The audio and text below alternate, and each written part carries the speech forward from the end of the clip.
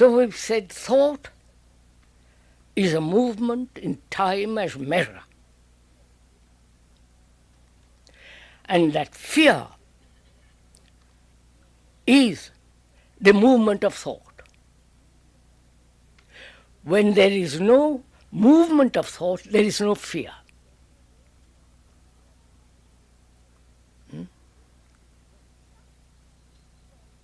We went into it yesterday fairly deeply, and perhaps I can go into it very, very briefly now again, which is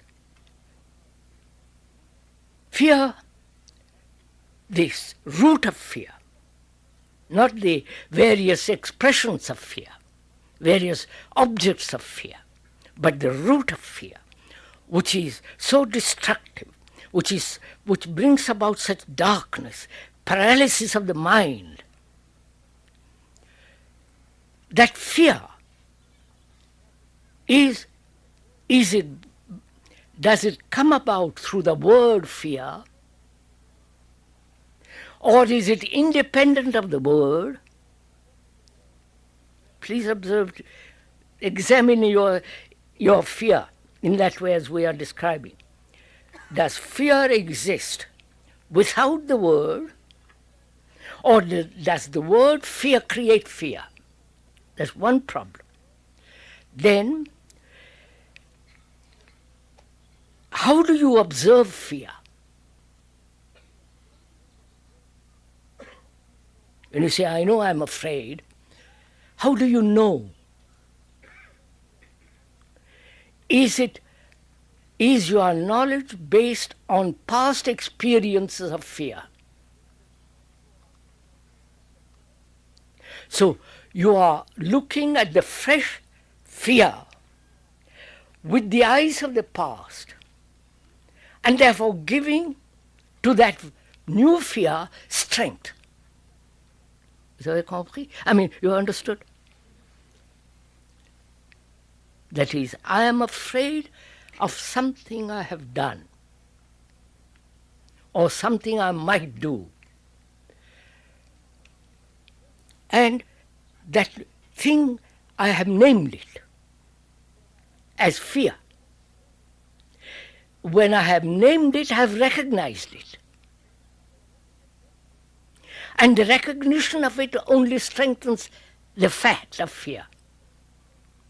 Now, is it possible to be aware of that fear, the new expression of fear, and not name it,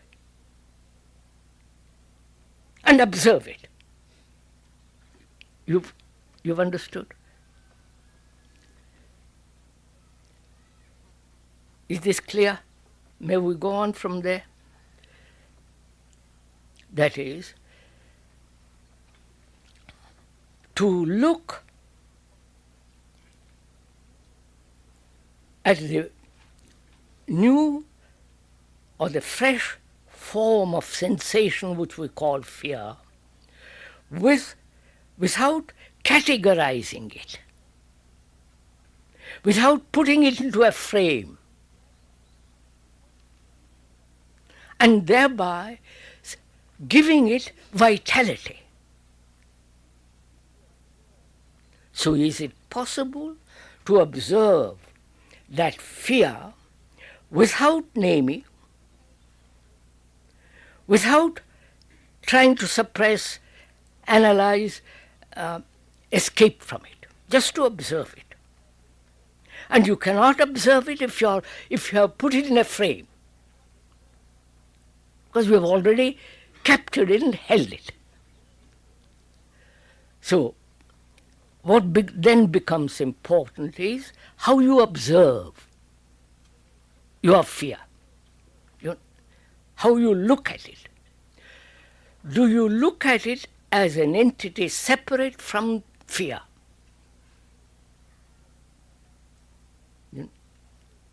You understand this? That is, do you say, fear is different from me? Or the fact is fear is you, right? Please, this is very important to understand. Because on this whole thing depends our investigation. How you observe.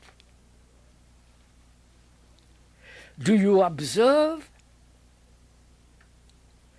as a separate entity, the observer, and look at that fear, which is the observed, something different, something separated from you?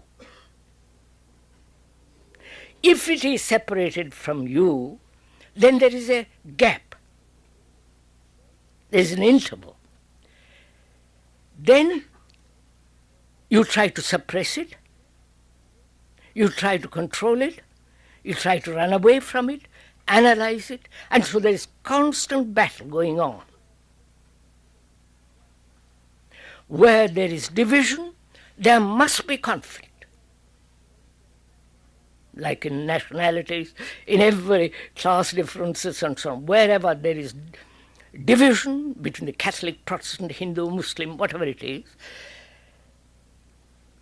there must be conflict, struggle, pain.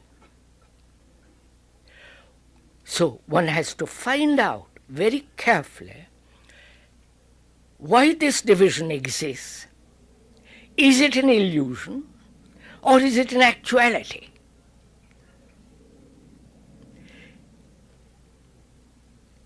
Like anger, anger is not separate from you. When you say I'm angry, you are angry. It's part of you. Right? But when you are afraid, it's not part of you. You say, I'm going to do something about it. So you have created a division and hence conflict. Whereas when you observe fear, that fear is you, part of you. So the observer is the past. Right? Please understand this very deeply. The observer is the past.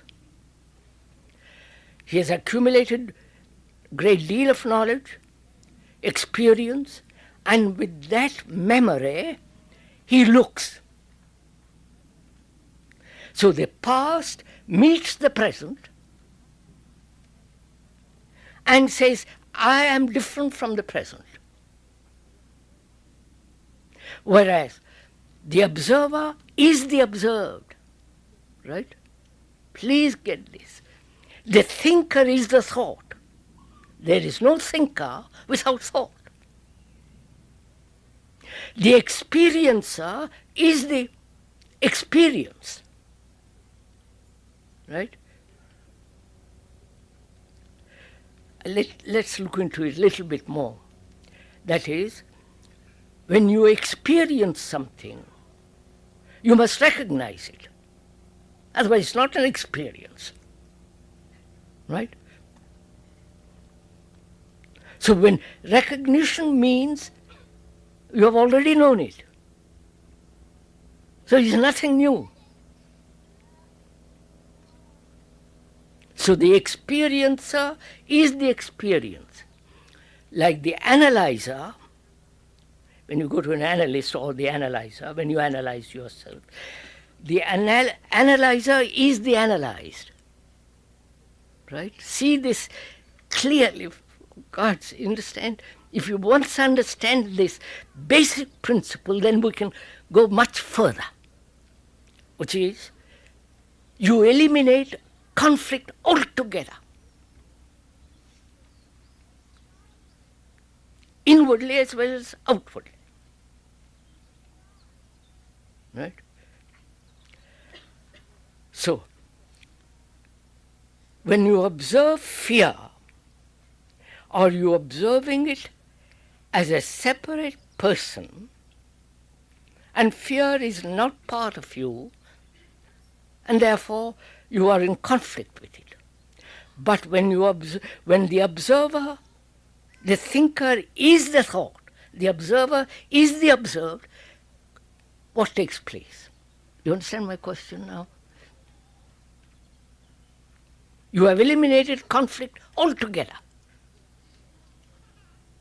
Therefore, you have the energy, the attention to give to that fact, which you call fear. It's only when you are not attentive, fear continues.